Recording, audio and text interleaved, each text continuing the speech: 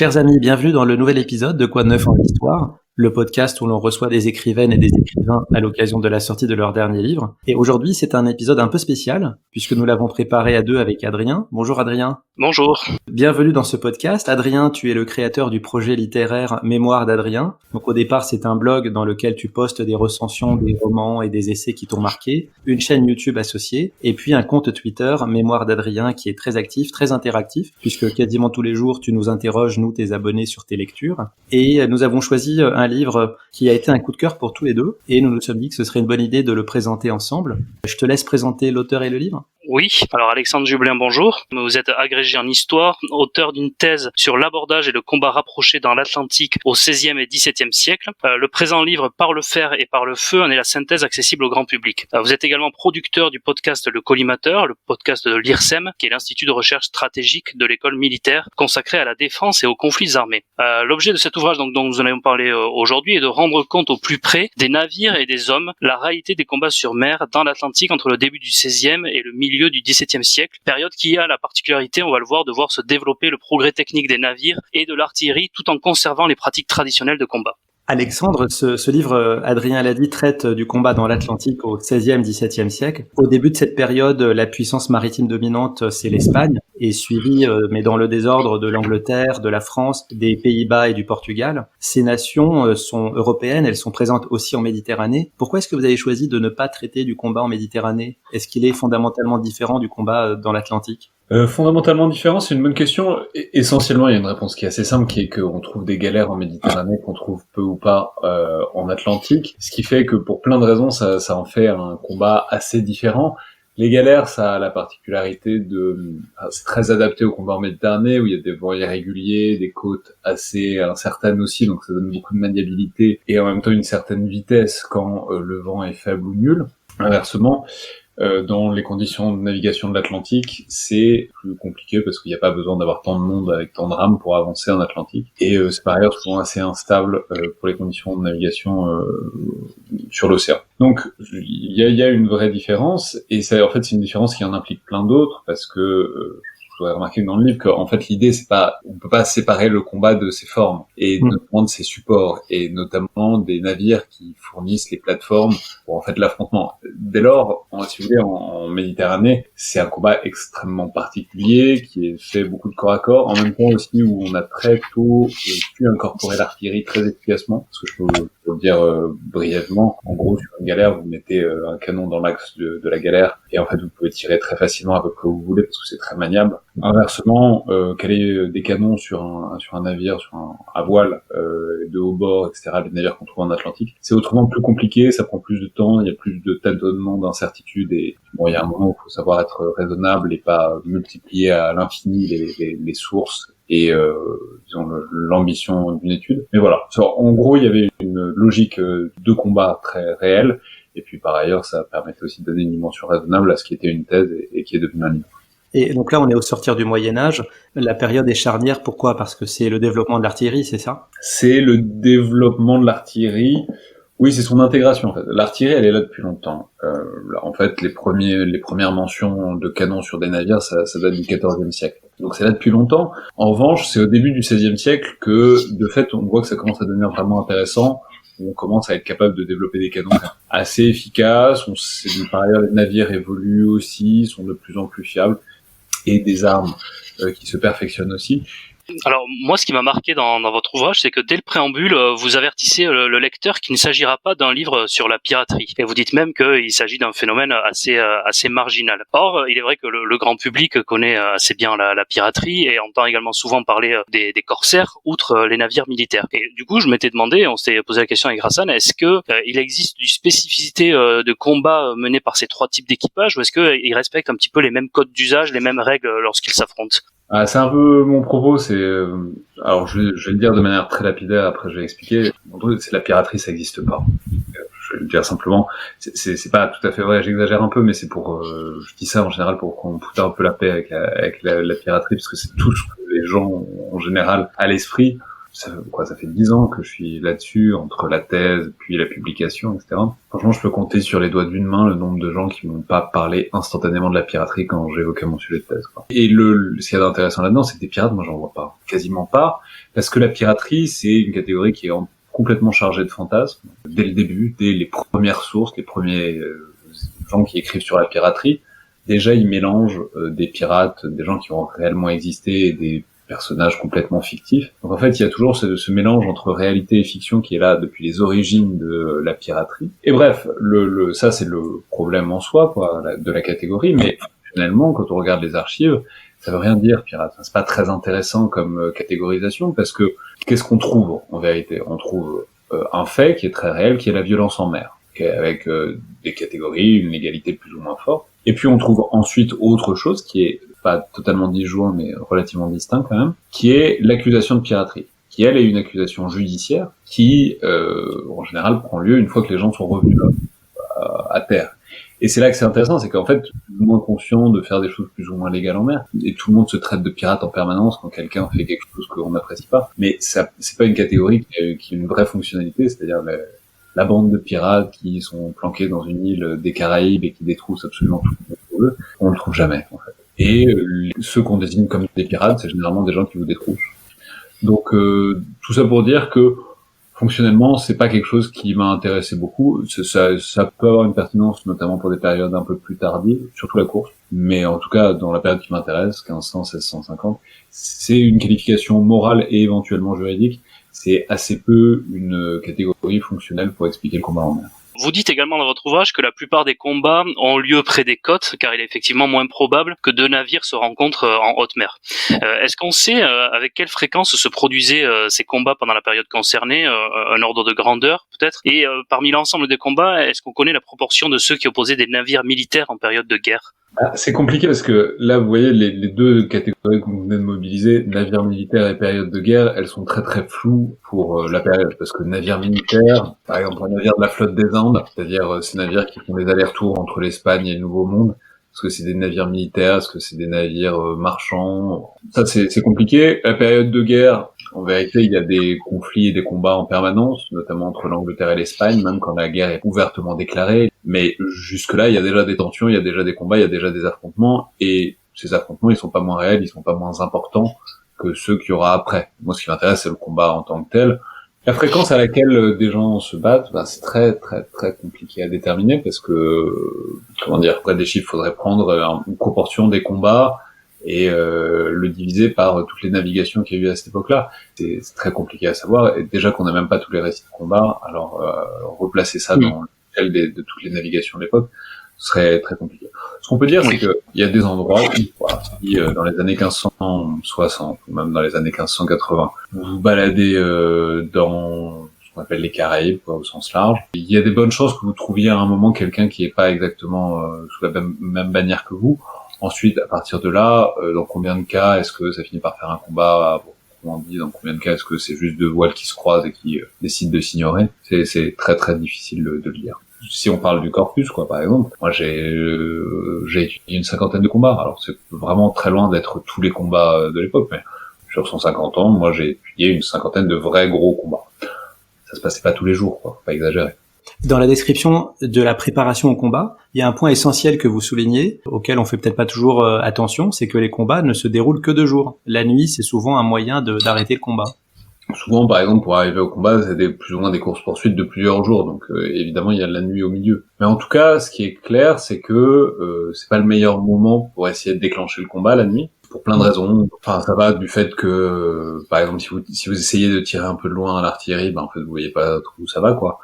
Si vous êtes la nuit. Bon, c'est une sorte d'inconfort pour tout le monde, donc effectivement, les combats se déclenchent très majoritairement de jour. La nuit, les choses se reposent un peu. Après, et effectivement, au sein du combat, la nuit peut être une pause. Après, c'est pas fréquent qu'il y ait des combats, notamment si c'est des combats rapprochés qui généralement sont très violents et très intenses. C'est pas fréquent qu'il y ait un combat qui dure suffisamment longtemps pour pouvoir embrasser une nuit et le jour d'après. Mais en tout cas, il est certain que la nuit, c'est pas le moment de la bataille. Et effectivement, périodiquement, on voit des combats qui se déclenchent trop tard dans la journée et qui sont un peu interrompus par la nuit. Et à ce moment-là, si c'est mal engagé pour vous, il y a la possibilité en tout cas d'essayer de s'enfuir, sans garantie que ça marche. Mais effectivement, ça marque une sorte de pause dans la temporalité des combats. Comment un équipage, un capitaine faisait pour comprendre qu'un navire qu'il apercevait voulait engager le combat? Je pense notamment au fait que lorsque le pavillon du navire en vue ne suffit pas forcément à déterminer son intention. Comment il faisait pour savoir que là, un combat allait s'engager? Alors, en général, si vous vous faites tirer dessus, c'est un bon indice, en fait. C'est vrai. Non, ça dépend. Là, vous avez tout à fait raison, c'est que les navires sont pas toujours très identifiables, notamment parce que c'est pas toujours les drapeaux de la nation cadre portent.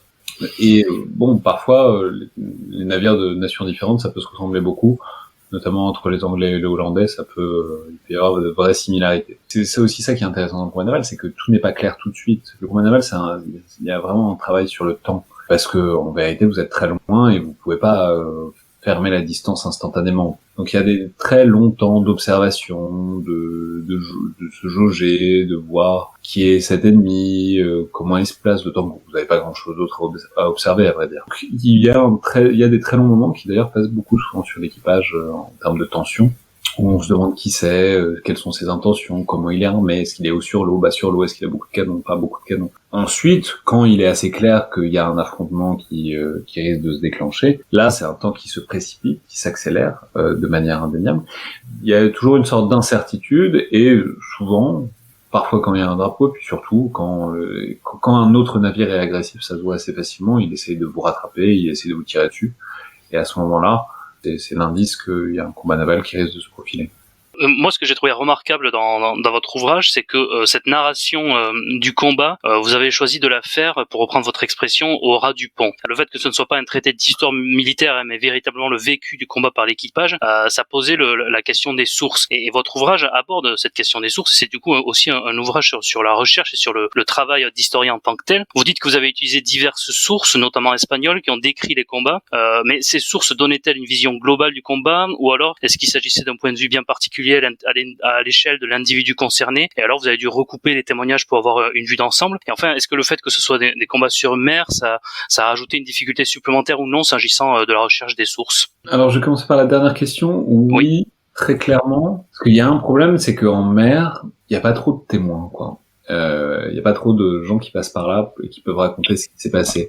Alors ça, c'est le premier problème. Et le deuxième problème, c'est que souvent en mer, notamment quand ça se finit à l'abordage, il y a un des deux parties qui existe plus trop à la fin. Donc ça fait 50% de gens en moins qui peuvent écrire ce qui s'est passé. Donc ça fait une carence de sources assez structurelle à laquelle il faut rajouter en plus que, pour tout un tas de raisons, à la période qui m'intéresse, les marines ne sont pas vraiment encore constituées, à l'exception peut-être de l'Espagne et encore. Mais les marines ne sont pas vraiment constituées, et donc c'est aussi ça qui détermine la production de sources. En vérité, il y a des gens qui ont le tempérament d'écrire ce qui leur est arrivé, et puis il y a aussi beaucoup de gens qui en fait font pas des rapports si on leur demande pas. Et si vous n'avez pas une marine qui vous demande de faire un rapport, et ben parfois vous avez tendance à pas le faire, ou en tout cas si vous le faites, il se perd, il est pas centralisé à la fin et ça fait pas vraiment une bonne source, quoi. Il y a un vrai problème, disons une carence relative de sources, en tout cas dans la période en histoire de la marine et du combat naval. Après on en trouve quand même, faut pas exagérer, si on les cherche on les trouve, notamment en Espagne. Et effectivement, c'est des sources qui en général sont plus souvent écrites par le capitaine, ou en tout cas par un officier. Parfois, s'il y a un chapelain, un curé sur le navire, c'est lui qui l'écrit. Évidemment, ce sont des sources qui sont intéressées. Surtout, comme je vous l'ai dit, vu qu'ils n'ont pas d'obligation légale de produire une source, s'ils le font, c'est qu'ils ont quelque chose à faire valoir et à mettre en avant. Et si on voit beaucoup de récits, à la fin, on finit par repérer les points de croisement, le recoupement. Quand la marche vers le combat s'enclenche, quand on a compris l'intention du bateau ennemi, la vie du navire va être chamboulée. Combien de temps on dispose pour se mettre en branle pour le combat? Est-ce que ça se compte en dizaines de minutes, en heures? Ah, ça dépend un peu de la situation, et notamment de la situation de navigation. Alors effectivement, vous faites référence à un fait qui est très vrai, qui est le fait qu'on ne s'imagine pas à quel point le pont d'un navire s'est encombré en permanence. Et donc il y a un vrai travail pour mettre le navire en état de combattre si une voile arrive au loin. Après, il y a moyen de négocier, quoi, de biaiser avec ça, au sens où vous pouvez plus ou moins faciliter le rapprochement de l'ennemi, quoi. Vous pouvez activer la chose, ou vous pouvez au contraire la ralentir. Ça se fait très facilement. Voilà. Ensuite, sur la tâche elle-même, en fait, en vérité, ça dépend de la taille du navire, ça dépend de l'encombrement. Si vous êtes un navire où il y a beaucoup de passagers, surtout s'il y a des passagers importants, ça va probablement vous prendre du temps parce que les passagers, en général, ils aiment bien être localisés sur le pont supérieur. C'est le seul endroit qui ne pue pas absolument du navire. Et souvent, ils font fait construire des cabines, donc il faut démonter les cloisons, il faut tout balancer à la flotte, quoi. Ça prend un petit moment, c'est plutôt à l'échelle des heures, quoi. Si vous êtes sur un navire qui est déjà, soit qui est pas beaucoup de passagers, qui est pas très loin des côtes, par exemple les navires hollandais ou anglais qui croisent dans la Manche et qui en fait ont un rayon d'action assez limité, ça peut être beaucoup plus rapide, surtout si c'est un navire qui a une fonctionnalité très clairement de défense militaire, quoi. Donc voilà, ça dépend, enfin, ça dépend beaucoup du cas, de la situation. Bon, à la louche, dans le pire des cas, c'est quelques heures, mais il y a moyen souvent de gagner ces quelques heures quand on se rapproche le combat. Vous en avez parlé rapidement.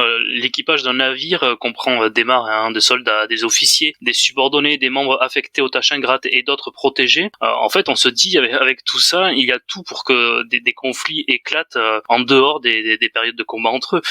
Comment ça se passait l'organisation à bord d'un navire et comment ça se faisait qu'il n'y avait pas plus de conflits internes à l'intérieur d'un navire avec toutes ces différences, avec j'imagine des différences sociales entre les différents membres aussi d'un navire? La réponse qui est assez simple, c'est qu'il y en avait beaucoup des conflits. C'est simplement, Oui. Ils sont forcément passés à la postérité, mais il y en a énormément des conflits. Il y a des conflits en fait en toutes sortes de catégories. Déjà parce que fondamentalement, un groupe humain, comme l'est un équipage sur un navire, c'est-à-dire beaucoup de gens entassés sur un espace beaucoup trop petit, fait toujours des conflits. Ensuite, c'est aussi un conflit parce que c'est une société d'ordre où il y a des statuts différents, des conditions différentes, des fonctions différentes. Bon, ça c'est un truc que je dis souvent, mais un navire, s'il y a bien un truc qui est certain, c'est que c'est pas une démocratie. C'est pas, on ne demande pas son avis aux gens de faire les choses, et notamment il y a une très forte verticalité.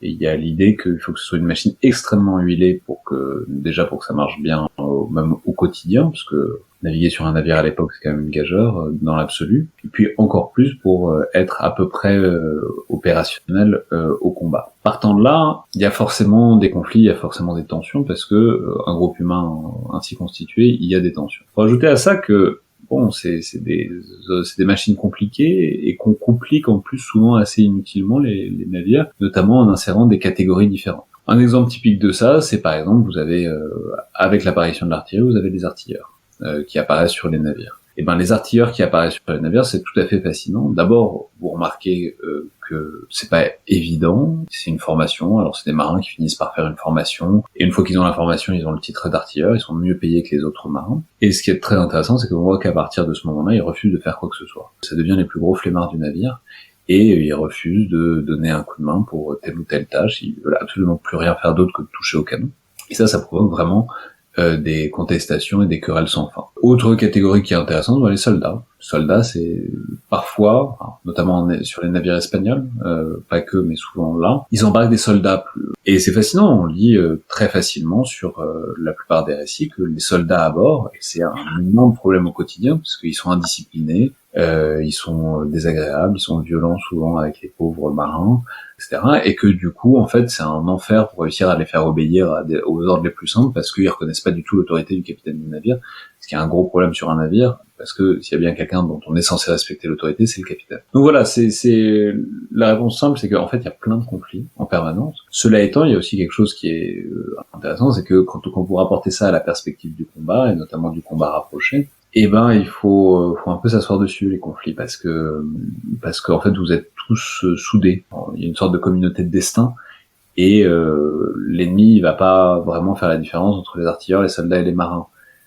Et si vous perdez tous ensemble, et si vous mourrez tous ensemble. Donc il y a les tensions du quotidien, et puis en même temps, à mesure que se rapproche le combat, il y a aussi un principe de réalisme et d'efficacité qui se met à primer. Et voilà, et tout le monde a tendance à se mettre un peu sous la même bannière. Pour souder le groupe, il y a des outils psychologiques que vous détaillez, Alexandre. Il y a la prière, l'absolution, on distribue de l'alcool, de la nourriture, on promet des récompenses aux valeureux et on promet des punitions aux fuyards. Dans les vraiment derniers instants avant le combat, quelle ambiance règne à bord? Je veux dire, pour reprendre une métaphore sportive, est-ce que c'est le silence qui prédomine, chacun est dans sa bulle, ou est-ce qu'on crie, on s'encourage? Dans quel état d'esprit on est juste avant le début du combat? C'est une bonne question. Genre, en général, on est quand même très nerveux. Parce que, comme je vous le disais tout à l'heure, il y a un bon 50% de chances que vous reveniez pas à la fin. Donc, je veux dire, c'est vraiment un combat extrêmement meurtrier, l'abordage, le combat rapproché en général. Et il n'y a pas l'éventail de possibilités où vous pouvez tourner les talons et vous enfuir. Donc tout le monde est en général très tendu. Effectivement, il y a tout un tas de rites, de cohésion à l'échelle de l'équipage pour essayer de le préparer à l'épreuve qui l'attend. Témoignages qu'on en a, c'est évidemment des témoignages qui manifestent une grande tension, une grande concentration, une grande piété, le désir de combattre pour le roi et pour la patrie et pour Dieu, etc. C'est difficile d'aller au-delà de ces déclarations-là, parce que c'est ça que les gens ont tendance à dire, c'est ça qu'ils ont tendance à déclarer. Fondamentalement, il faut rapporter ça à l'angoisse existentielle qui est le propre de tout un chacun quand il va s'agir de se battre et de jouer sa vie, quoi. Ça rapprochait de la situation elle-même qui, froidement observée, est quand même une situation de tension assez ultime. Parlons un peu du rôle de l'artillerie. Le titre du livre fait référence à un auteur espagnol, Alonso de Chavez, qui a écrit vers 1538 une phrase que vous reprenez et qui dit « Et dans le même temps, l'équipage ne cessera pas de se battre dans toutes les parties du navire et avec tous les types d'armes, combattant ainsi par le fer et par le feu. » Donc, aux armes blanches s'ajoute l'artillerie, à la fois la grosse artillerie, les canons, et puis les composantes plus petites, les arquebuses, les mousquets. On a tendance à voir les canons comme des armes très destructrices et qui vont changer vraiment le cours du combat. Mais en lisant le livre, en fait, on se rend compte que ce sont des armes qui sont pas fiables du tout.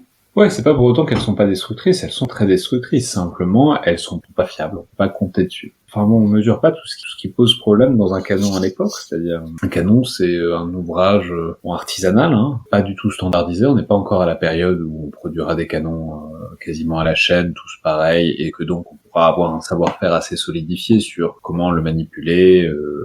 Et puis très fondamentalement, un canon, c'est une pièce qui est très imparfaite, déjà pour des raisons physiques, mais qui sont très claires, qui sont le fait que quand vous tirez un boulet lisse depuis un tube, donc le canon à lame, donc la face intérieure lisse, en fait automatiquement il va prendre un effet. Exactement comme un ballon de foot, il tournera dans un sens ou dans l'autre, mais donc cet effet il va donc lui modifier la trajectoire de manière évidente, et ça vous pouvez pas le prévoir. Ne serait-ce que pour cette raison-là, la précision est très limitée et elle est d'autant plus limitée que vous essayez de tirer de l'eau. Vous pouvez rajouter à tout ça toutes sortes de choses, le fait que les boulets sont pas la bonne taille, que les poudres sont de qualité très variable, etc. Bref, c'est vraiment un problème de tirer au canon de manière fiable. Et voilà, c'est ce qu'on constate. En fait, qu'est-ce qu'on voit dans la période qui m'intéresse? En fait, on voit des outils qui sont neufs, dont tout le monde comprend très bien l'intérêt, parce que vous l'avez dit, mais c'est très, très destructeur un canon. Ça peut dégommer une coque très très facilement. Donc tout le monde comprend extrêmement bien l'intérêt, et en même temps, personne réussit à les manipuler de manière fiable et complètement au point, ce qui fait que on se retrouve avec des outils qui ont du potentiel, mais qu'on sait pas totalement exploiter. Et voilà, c'est un peu le destin de l'artillerie et la place de l'artillerie dans le combat naval que d'être écartelé entre toutes ces dimensions-là. J'emploie souvent l'expression de la loterie, quoi. C'est un peu comme jouer à la loterie, de se servir de ces canons et notamment s'en servir de loin. Voilà, vous pouvez gagner le gros lot, et c'est super parce que vous avez réussi à battre un adversaire de loin.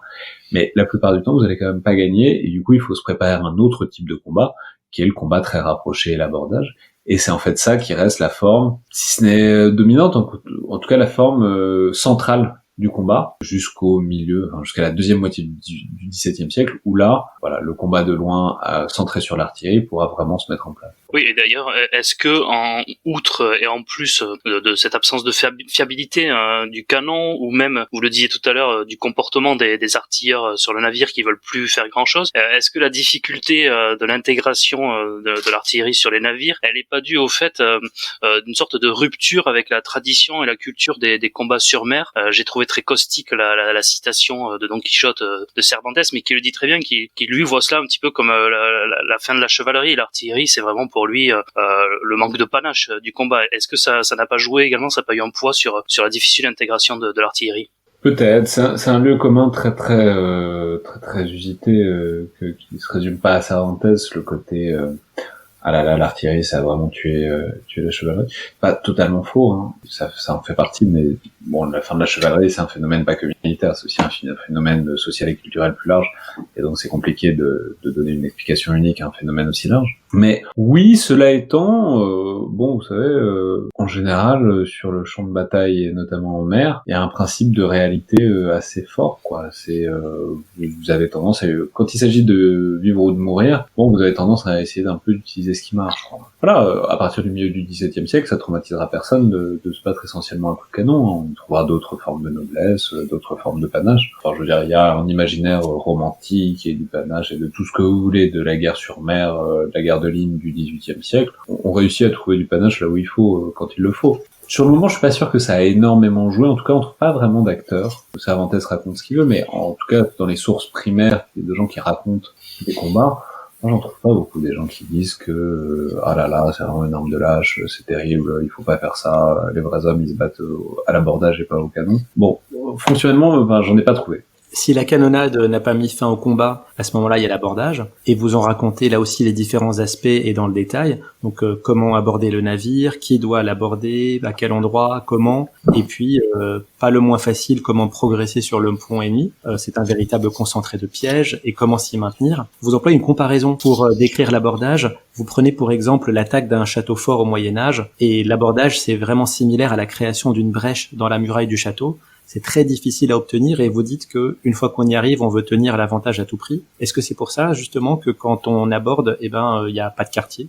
Alors la métaphore du château fort, elle est assez constante, mais elle s'applique quasiment mieux à la période au combat naval de l'époque médiévale, parce qu'à l'époque, pour le coup, les navires sont vraiment construits comme des châteaux, c'est-à-dire ils sont faits pour être le plus haut possible, le plus imprenable possible, etc. Bon, à mon époque, c'est un peu moins vrai, mais il y a de vraies similitudes, mais c'est même pas moi qui les souligne ces similitudes, c'est des sources, hein, qui le disent elles-mêmes. Nous avons une très belle source de John Smith, qui est quelqu'un qu'on connaît plus pour ses aventures avec Pocahontas que pour son œuvre de traité naval, mais c'est dommage. Après, le problème, c'est qu'il est un peu mytho, donc il faut toujours prendre des pincettes, mais il s'est vraiment beaucoup battu à la fois sur mer et sur terre. Et lui, ce qu'il dit, je connais rien de plus terrifiant, en fait. Si vous reprenez l'exemple de la brèche, effectivement, il y a une ouverture dans la muraille. Les défenseurs, évidemment, veulent pas reculer d'un pied, parce que si vous reculez d'un pied, c'est la possibilité pour l'ennemi de vraiment prendre pied à l'intérieur de l'enceinte. Pour les assaillants, il faut absolument engouffrer toutes les forces possibles là-dedans pour exploiter cette brèche avant qu'elle soit comblée.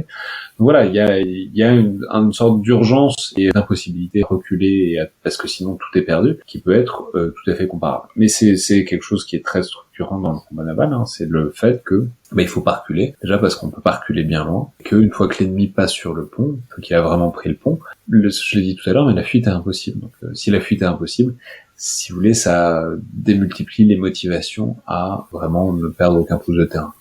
La particularité du combat maritime, c'est qu'elle se déroule sur mer. Alors, et finalement, derrière la palissade, en fait, le milieu dans lequel les acteurs évoluent joue un rôle essentiel. Je pense par exemple aux fortes vagues qui peuvent gêner la tâche des artilleurs, mais vous insistez également particulièrement dans votre ouvrage sur l'importance du vent et le rôle essentiel que joue l'avantage du vent dans un combat maritime. Comment vous décririez l'importance du vent lors d'une bataille en mer, et notamment dans l'idée, un exemple dans votre ouvrage lors de la bataille de Pertuis-Breton, où il y a même un navire qui est prêt à recevoir une volée de canons, mais vraiment pour absolument récupérer l'avantage du vent. Il est même prêt à prendre ce risque. Ouais, c'est un des problèmes souvent de l'histoire navale. En général, c'est que souvent les gens les historiens qui font l'histoire navale, souvent ils naviguent pas beaucoup. Et donc ils ont tendance à voir les combats navals aussi d'un point de vue un peu théorique, et à oublier des choses qui sont très essentielles. Ça demande pas, y a pas besoin d'avoir gagné le Vendée Globe pour savoir ces choses-là, hein. Il suffit d'avoir fait un tout petit peu de voile un jour, vraiment un tout petit peu. Et c'est le fait essentiellement que quand vous êtes en mer, vous débattez à l'intérieur du cadre qui est imposé, et le cadre qui est imposé sont les éléments qui vous l'imposent. C'est aussi pour ça que ça m'a intéressé, hein.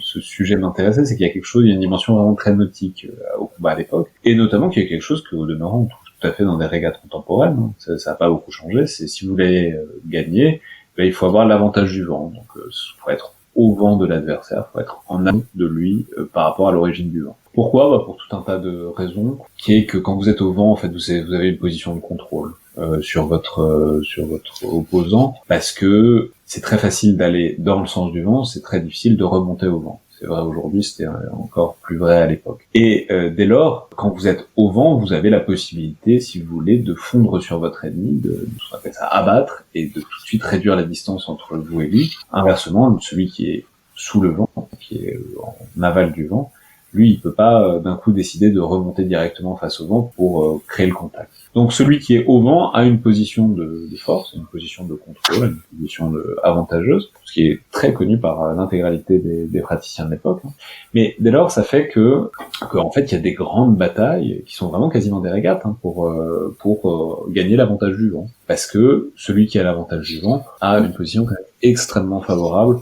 L'autre particularité, on en parlait tout à l'heure déjà, c'est que c'est l'impossibilité de fuir lors d'un combat en mer. Mais alors, comment se termine un combat en mer généralement? Est-ce que ça arrive souvent par ce que vous appelez avec euphémisme la disparition complète d'un camp? Il y a une question qui est une question compliquée, qui est la question des blessés, des prisonniers. C'est vraiment pas facile à voir. Mais oui, ne serait-ce que parce que, en fait, ne serait-ce que passer sur le point ennemi, on a souvent des images de gens qui sautent sur le navire ennemi. En vérité, c'est quand même extrêmement compliqué de faire ça efficacement, parce que quand bien même vous réussiriez à passer sur le navire ennemi, eh ben, vous auriez le problème que vous êtes sur le navire ennemi et il y a plein de gens qui vous veulent pas du bien autour de vous. Donc, qu'est-ce qu'on voit apparaître de fait? Parce que souvent, la plupart du temps, quand vous êtes passé sur le navire ennemi, c'est que vous avez tué tout le monde dessus. Puis ensuite, vous réussissez à prendre pas à pas les derniers recoins du navire ennemi. Mais bon, à la fin, il reste donc plus grand monde. Hein. Ça simplifie un peu les choses. Et puis, il y a aussi évidemment des phénomènes de reddition, de prisonniers. Effectivement, ça arrive. Puis ça arrive aussi assez souvent que le vainqueur ne veuille pas forcément s'encombrer des prisonniers ni du navire, et puis du coup il tue les survivants et il coule le navire. C'est aussi une bonne manière de pas se casser la tête en aval du combat. Dans le déroulement du combat, il y a véritablement parfois une gestion des ressources humaines. En fait, tout le monde ne combat pas, j'ai l'impression. Il y a toujours une réserve d'hommes qui sont dans les cales, prêts à relayer les camarades fatigués ou alors blessés ou décimés. Ça veut dire que pour le camp vainqueur, il y a des soldats qui ne participent pas du tout à la bataille. Ouais, alors c'est compliqué de retracer leur mouvement exact, hein, peut-être. Ce qui est sûr, c'est que, en tout cas, c'est prévu. Il y a l'idée, mais ce qui nous renseigne aussi sur l'échelle temporelle du combat, hein. Il y a l'idée qu'il faut des gens en réserve. Il faut les garder dans un coin, parce que c'est crevant, le combat, et en fait, ça dure suffisamment longtemps qu'on soit vraiment crevé, que donc il faille des gens pour vous relever. Il y a plein de principes, en fait, de répartition, plein de logiques différentes de répartition de l'équipage sur le navire. Ça, c'en est un. Garder des gens en réserve pour reléguer ceux qui sont en première ligne. On peut quand même dire que la plupart du temps, si ça se passe bien, c'est-à-dire si le navire, si on voit que la victoire est proche, à ce moment-là, on fait monter tout le monde sur le pont pour terminer la chose. Mais effectivement, l'idée de base, assez souvent, c'est de garder des réserves humaines en cas de besoin. À la fin d'un combat, après le combat, vous évoquez la question du pillage, donc de la récompense des hommes ayant combattu, mais aussi le sort des vaincus, comment gérer la suite directe. Donc du coup, comment se fait cette gestion du combat pour éviter de fragiliser ce mince équilibre de la victoire et que ne survienne un petit peu l'anarchie? Un des problèmes assez récurrents, c'est quand même souvent quand vous avez vaincu un adversaire, il y a une tentation du pillage, quoi. Et ça peut poser des vrais problèmes, notamment si vous êtes pris dans une bataille plus large. Pas se ruer sur l'ennemi pour récupérer ce que vous pouvez, parce que il y a quand même d'autres ennemis autour et que c'est pas une position défensive favorable. Au-delà de ça, en fait, on s'aperçoit, et c'est pour ça que je disais que parfois on cherche à pas se casser la tête avec les prisonniers, que c'est aussi un péril, c'est aussi un danger, c'est prendre un risque de faire des prisonniers. Parce qu'ils restent sur leur navire. En fait, le problème, c'est que si jamais ils se révoltaient, si jamais ils réussissaient à inverser la situation. Donc c'est toujours un peu une source d'inquiétude pour les auteurs, cette perspective et cette possibilité que les prisonniers soient en quelque sorte. C'est problématique de réussir à gérer efficacement un navire vaincu. C'est problématique à l'intérieur de son équipage pour réussir à organiser la ruée, quoi. Et c'est problématique aussi plus largement parce que un navire vaincu, c'est un ennemi vaincu, ça reste un ennemi. Et il faut faire attention à ce qu'on fait et il faut faire attention à pas présenter d'ouverture pour un renversement de situation qui est pas si rare que ça, en fait. Si, pour caricaturer, on dit que la moitié des belligérants meurent pendant le combat, ça veut dire que l'expérience au combat, c'est une denrée très rare et sans doute très recherchée. Vous avez retrouvé dans les sources des équipages ou des hommes qui ont participé à plusieurs combats, enfin en gros le Rambo de l'époque? Alors c'est compliqué parce que ça Ça impliquerait d'avoir des bons dossiers sur des personnages individuels. Et ça, c'est très difficile à trouver dans les sources. Parce qu'en fait, c'est rare qu'on ait un dossier individuel sur quelqu'un, à part si c'est la personne qui l'a fait elle-même, notamment pour réclamer, par exemple, une pension du roi d'Espagne. Bon, ça arrive, mais du coup, c'est des sources un peu biaisées parce qu'évidemment, ils ont tendance à raconter toutes sortes de choses pour se mettre en valeur. Donc bref, c'est pas facile de trouver des bonnes sources de ce point de vue-là. Et parce que si vous cherchez des registres d'équipage, il y en a peu ou pas, avec des noms très approximatifs souvent, donc la même personne peut avoir un nom qui est écrit deux fois différent dans 2 registres d'équipage différents. Mais voilà, l'idée qu'il y aurait ces espèces de héros des mers tout à fait identifiables et identifiés, je crois qu'il faut s'en départir. C'est d'ailleurs peut-être aussi ce qui fait un peu la renommée des pirates, c'est que c'est des fantasmes précisément de super-héros maritimes que en fait on trouve pas si facilement par ailleurs. Vous parlez souvent, et c'est tout à fait fascinant dans votre ouvrage, de communautés de destin d'un navire qui sont vraiment embarqués dans un destin commun. Qu'en était-il une fois qu'ils étaient revenus sur Terre? Est-ce que les membres de l'équipage d'un navire continuaient de se voir? Est-ce qu'il y avait un lien qui était vraiment soudé entre eux? Est-ce qu'ils repartaient ensemble? Est-ce qu'ils se revoyaient ensuite pour d'autres combats en mer? Comment se poursuivait cette communauté de destin au-delà du navire? Bah oui, c'est difficile de suivre, donc c'est difficile de savoir. Après, ce qui est certain, c'est que les principes en fait d'organisation et notamment de recrutement des navires, ça fonctionne beaucoup par communauté. Par exemple, sur les navires espagnols, on trouve beaucoup de Basques, de Galiciens, de gens qui vont bien du même endroit, plus ou moins du même village. Ces gens-là, en fait, ils se suivent probablement. Il y a très probablement des solidarités qui continuent même à terre. Et puis, on sait que dans certains, enfin, je veux dire, la fratrie d'armes, c'est quelque chose de vrai et quelque chose de très ancien. Après, c'est déjà compliqué de suivre les individus, c'est encore plus compliqué de suivre les groupes. Mais en tout cas, il est certain que moi, ce qui m'intéresse, c'est le navire, hein, et que sur le navire, on constate déjà des groupes, et notamment des groupes par origine. Donc, ces groupes-là, probablement, et même avec une certaine évidence, ils se poursuivent aussi au-delà du navire. Vous avez parfaitement démontré dans le livre comment se déroulait un combat, pour reprendre votre expression, au ras du pont. Et puis le livre, il donne 2 idées de week-end, à mon sens. Le premier, c'est à Amsterdam, et ça fait référence à la couverture de votre livre, qui est un tableau du XVIIe siècle qui s'appelle la bataille navale de Gibraltar, le 25 avril 1607, et qui est exposé au musée maritime des Pays-Bas, à Amsterdam donc. Vous faites référence à ce tableau à plusieurs reprises dans le livre, et notamment parce qu'il y a des détails cocasses. Par exemple, on voit une personne qui est en train de recharger un canon à l'extérieur du navire. C'est un tableau qui résume en une toile en fait ce que pouvait être un combat à l'époque. La deuxième destination, ce serait Portsmouth en Angleterre. Et là, on peut y voir l'épave du Marie Rose, un bateau du début du XVIe siècle, qui avait coulé, qui a été repêché dans les années 1980, et semble-t-il, il était en très bon état, et de nombreuses pièces ont pu être repêchées et exposées, et ça permet de bien comprendre le fonctionnement à bord. Oui, puis on peut également évoquer le musée de la Marine à Paris, qui est actuellement en cours de rénovation, mais qui doit rouvrir à l'automne 2023. Donc j'imagine qu'on y trouvera des trésors de cette époque que vous décrivez dans votre ouvrage. Merci beaucoup, Alexandre Jublin, d'avoir accepté cette invitation. Merci beaucoup à tous les deux. Je rappelle le titre de votre livre, Par le fer et par le feu, combattre dans l'Atlantique 16e, 17e siècle. C'est aux éditions Passé Composé, en coédition avec le ministère des Armées et déjà disponible en librairie. Merci beaucoup à toi également, Adrien. Merci.